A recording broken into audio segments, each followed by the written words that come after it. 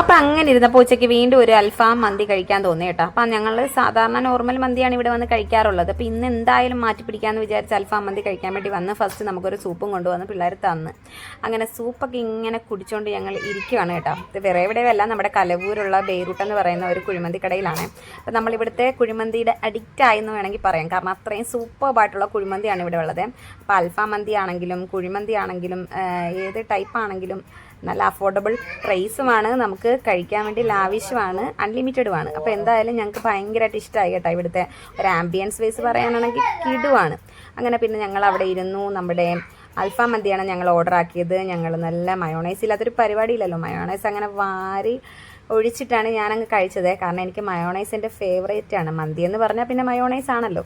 അങ്ങനെ പിന്നെ ഞങ്ങൾ കുഴിമന്തിയൊക്കെ കഴിച്ചത്. ഇതാണ് അവിടെ നമ്മുടെ വാഷ്റൂം, കിടുവാണ് കേട്ടോ. ഇവിടുത്തെ വാഷ്റൂമിൻ്റെ ഒരു ഏരിയ കണ്ട, ചെടിയൊക്കെ വെച്ച് അവർ സെറ്റാക്കി നല്ല വൈബാക്കി നിർത്തിയിട്ടുണ്ട്. അപ്പോൾ എന്തായാലും നല്ല സൂപ്പറായിരുന്നു കേട്ടോ. പിന്നെ ഞങ്ങൾ കൈയൊക്കെ കഴുകി അവിടെ നിന്ന് ഇറങ്ങിയ കണ്ടോ, ഒരു തറവാട് മോഡലാണ് നമ്മുടെ ഈ കുഴിമന്തി ഷോപ്പ് വന്നിരിക്കുന്നത്. സൂപ്പറാണ്, ഞങ്ങൾക്ക് ഭയങ്കര ഇഷ്ടമായി.